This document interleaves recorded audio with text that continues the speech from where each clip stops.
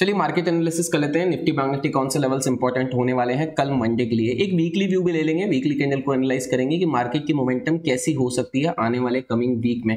India VIX अगर मैं आपको बताऊं तो यहां पर मैंने आपको लास्ट वीक भी बताया कि थोड़ा सा बढ़ता हुआ दिखाई दे सकता है। आने वाले कमिंग वीक्स में आपको वॉलेटिलिटी मार्केट में बढ़ते हुए दिखाई देगी।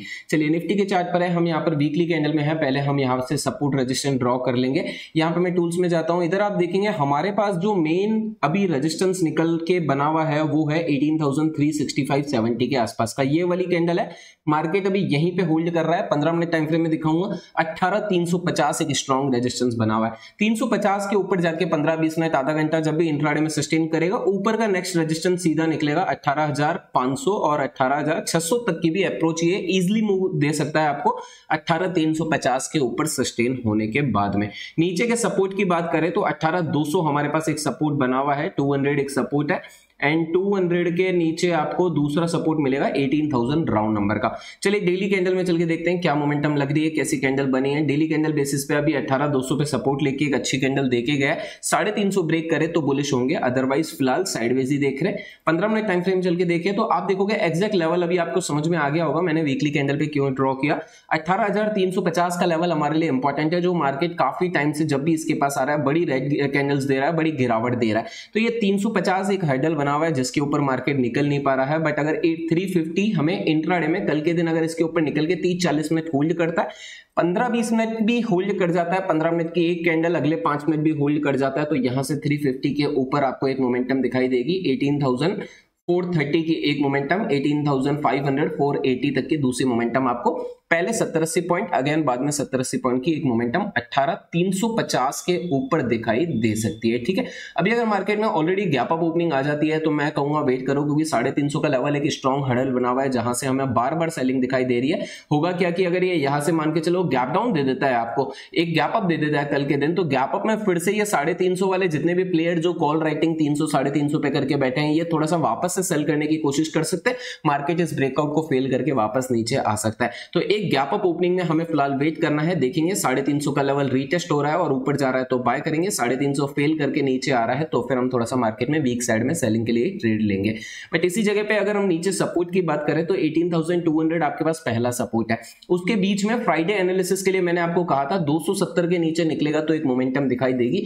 280 पे खुला, 270 से सीधी सेलिंग आई, 200 पे सपोर्ट लिया, 200 से वापस बाउंस कर गया। तो अभी बीच में एक और छोटा सपोर्ट बना हुआ है 18,270, अगेन हम इसको सपोर्ट मान के चलेंगे। अगर ये 270 का लेवल नीचे ब्रेक करता है तो फिर से 200 तक की मोमेंटम आ सकती है और वापस से अगर 200 आया तो मुझे नहीं लग रहा सस्टेन होगा।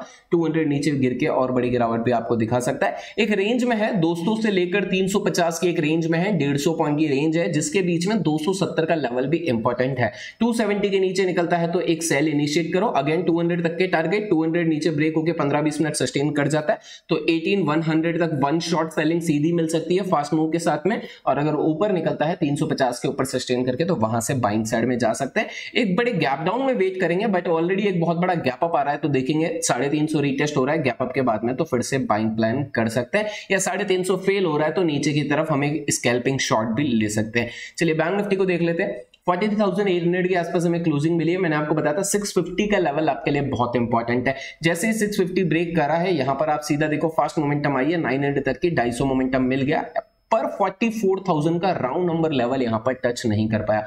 ये अभी इंपॉर्टेंट है। और इसके अंदर रेजिस्टेंस क्या बना, देखो ये अपना रेजिस्टेंस खुद ही बना के गया, करीब 43,900 850 के आसपास जो बार बार रिजेक्शन लिया, इसी को हम रेजिस्टेंस मान के चल रहे हैं। अभी 43,850 से लेकर 900 ये 50 पॉइंट की रेजिस्टेंस जोन है। 900 के ऊपर निकलेगा जब तो उसके ऊपर फिर से 250 पॉइंट के लिए बाइंग में जाएंगे। 44,150 तक की मोमेंटम हमें दिखाई दे सकती है। 44,000 अगर 900 के ऊपर मान के चलो बाय कर भी रहे हो तो राउंड नंबर 44,000 है, 100 पॉइंट तो इजीली मिल जाएगा। 44,000 ब्रेक करता है तो एक शॉर्ट कवरिंग, क्योंकि 44,000 राउंड नंबर है, वहां पे थोड़ा बहुत सेल करके बैठे होंगे, उनका स्टॉप लॉस कटता है तो ये मोमेंटम 43,900 के ऊपर वाली आपको 44,100 150 तक की दिखाई दे सकती है। क्योंकि जब भी राउंड नंबर ब्रेक होते हैं तो 100-150 पॉइंट वो शॉर्ट कवरिंग के कारण या स्टॉप लॉस सेंटिंग के कारण मूवमेंट कर देता है। तो 43,900 के ऊपर आपको 44,150 तक की मेरे हिसाब से एक मोमेंटम मिल सकती है। अगर हम बात करें नीचे के सपोर्ट लेवल्स की, तो जहां पर ब्रेकआउट देके गया है 650 टू 700 का लेवल ये ब्रेकआउट देके गया। 650 से लेकर 700 का लेवल हमारे लिए बन जाएगा अभी support. Just in case gap down मिल रहा है, देखो ये 650 से 700 यहां पर क्या कर रहा है, हैमर वगैरह दे रहा है, गैप डाउन देके 650 700 के आसपास सपोर्ट लेके ऊपर जा रहा है, यहीं पर बाय कर लो। फ्लैट ओपनिंग देके 900 के ऊपर निकल रहा है तो यहां पर भी बाइंग कर सकते हैं। 100 150 200 पॉइंट के लिए करेंगे, ज्यादा करेंगे नहीं। बट अगर ये 600 का लेवल वापस से नीचे निकाल रहा है, मतलब ये 650 के ऊपर का जो ब्रेकआउट आया ये ब्रेकआउट फेल हो गया। 600 के नीचे निकलते ही मेरे हिसाब से एक सेल करना चाहिए बिना कोई लेवल देखे, क्योंकि ऊपर का ब्रेकआउट फेल हो रहा है। तो 43,600 के नीचे जैसे ही निकलता है एक सेल कर सकते हैं, पहली मोमेंटम मिलेगी। 43,350 तक की पहली मोमेंटम मिलेगी। इसके नीचे निकलता है तो 43,100 से लेकर 43,000 तक की एक और मोमेंटम आपको मिल जाएगी, बट ओनली 43,600 के नीचे, उससे पहले हमें कहीं पर भी सेल नहीं करना। अगर ऑलरेडी एक गैप डाउन आ रहा है तो गैप डाउन में देखेंगे, पहला सपोर्ट बन रहा है 43,350 का, दूसरा सपोर्ट बन रहा है 43,100 के आसपास का। तो इन लेवल पे देखेंगे, इतना गैप डाउन है तो गैप डाउन में सपोर्ट के आसपास हैमर वगैरह देख के बाइंग की कोशिश करेंगे। अगर bank Nifty already gap up दे रहा है तो मैं गैप अप के मैं बाय करने में इंटरेस्टेड नहीं हूं। मैं निफ्टी में थोड़ा सा फिलहाल जा सकता हूं, बाइंग साइड मुझे स्पेस दिख रहा है, 350 ब्रेक होता है तो, बट यहां पर मैं बैंक निफ्टी में बाय नहीं करूंगा, क्योंकि अगर आप वीकली कैंडल देखेंगे तो 150-200 पॉइंट ऊपर ये ऑल टाइम हाई है, करीब 250 पॉइंट ऊपर अगर गैप अप ओपनिंग आ गई तो यहां पर पहले वीकली कैंडल में शूटिंग स्टार देके गिरा था 44,100 150 के आसपास पहले रेजिस्टेंस लिया था जो ऑल टाइम हाई है। तो वहां पर मैं बाय करने का एक गैप अप आने के बाद में इतनी बड़ी गलती नहीं करूंगा। एक गैप अप आने के बाद में हम बैंक निफ्टी के अंदर सस्टेन होने का वेट करेंगे, उसी के बाद में बाइंग प्लान करेंगे। ठीक है,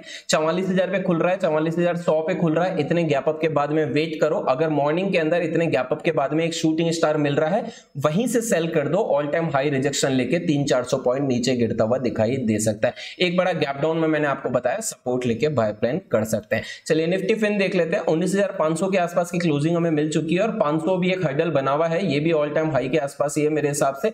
वीकली कैंडल अगर हम इसमें देखें तो ऑलमोस्ट 19,750 है, वैसे ऑल टाइम हाई 250 पॉइंट का स्पेस है, बट ये यहां पर एग्जैक्ट रेजिस्टेंस पे ही खड़ा है। अगर ये 550 को ऊपर निकालता है तो 100 पॉइंट की एक और मोमेंटम निफ्टी फिन में हमें दिखाई दे सकती है। फ्लैट ओपनिंग देता है 19,550 को ऊपर क्रॉस करता है तो 100 पॉइंट की एक मोमेंटम के लिए 650-700 के लिए बाइंग साइड जा सकते हैं।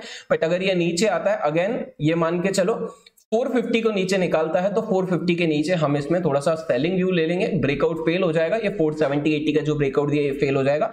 19,450 के नीचे सेल ट्रेड प्लान है। अगर 19,550 के ऊपर निकलता है तो इसके ऊपर बाय ट्रेड प्लान है, बट इसके बीच में 100 पॉइंट के बीच में हम ट्रेड नहीं करेंगे, क्योंकि बैंक्स पे डिपेंड करता है। बैंक निफ्टी जो ऑल टाइम हाई 44,150 के आसपास आने ही वाला है, 200 पॉइंट दूर है, तो ये बैंक निफ्टी डिसाइड करेगा कि मार्केट को ऊपर लेके जाना है कि नीचे लेके जाना है। और बैंक्स के अलावा मुझे कोई सेक्टर इतना स्ट्रॉन्ग दिखाई भी नहीं दे रहा है, तो बैंक्स के ऊपर डिपेंड रहेगा पूरा मार्केट क्या करता है। बैंक निफ्टी अगर ऑलरेडी गैप अप दे देता है तो ये ट्रैप करने वाली मूवमेंट हो सकती है।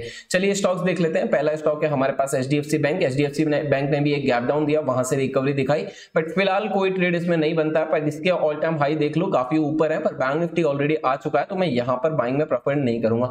या तो 1700 के ऊपर जाके सस्टेन करे या फिर नीचे मुझे 1550 के आसपास मिले, वहां पर बाइंग की सोचेंगे।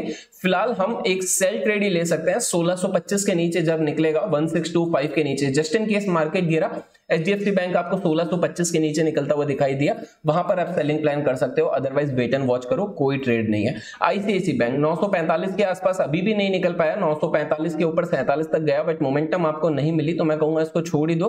बैंक्स वैसे ही डिसाइड करेंगे मार्केट को, तो यहां पर बैंक्स के स्टॉक्स को भी बाय करने का कोई मतलब नहीं है। 960 के ऊपर नो डाउट ब्रेकआउट अच्छा मिला, सस्टेन किया, तो 960 के ऊपर बाइंग साइड जाएंगे, उससे पहले वेट करेंगे। नीचे के लेवल पे 925 के नीचे निकलता है तो एक सेलिंग मोमेंटम आपको आईसीआईसीआई बैंक में दिखाई दे सकती है। नेक्स्ट स्टॉक है हमारे पास एक्सिस बैंक। 900 का ब्रेकआउट मिल चुका है, ये एक वजह बन सकती है बैंक निफ्टी को ऊपर ले जाने की, और एक्सिस बैंक स्ट्रॉन्ग बैंक भी है, तो यहां से लग रहा है एक मोमेंटम एक्सिस बैंक के अंदर आपको दिखाई दे सकती है। वापस से 900 पे कल मिलता है, जस्ट इन केस अगर आपको कल 900 की प्राइस पे मिल जाता है तो इंट्राडे में एक बार बाय की कोशिश करो, क्योंकि काफी एक अच्छा ब्रेकआउट दिया है। बट अगर फ्लैट ओपनिंग देके 912 के ऊपर निकलता है, 912 के ऊपर, तो आप एक और बाइंग कंटिन्यू कर सकते हो। 912 के ऊपर आपको सीधा 925 तक की एक मोमेंटम देखने को मिल सकती है एक्सिस बैंक के अंदर। नेक्स्ट स्टॉक है हमारे पास कोटक बैंक। कोटक बैंक 1960 के आसपास टोटली साइडवेज है, ऊपर का रेजिस्टेंस 2000 है, 1975 के ऊपर बाइंग साइड जा सकते हैं, 1975 के ऊपर 2000 की एक मोमेंटम मिल सकती है, बट कोई खास मोमेंटम मिलेगी नहीं 1-1.25% की, तो इसलिए मैं कहूंगा थोड़ा सा अवॉइड ही करो अभी इंट्राडे के अंदर स्टॉक्स को उठाने में।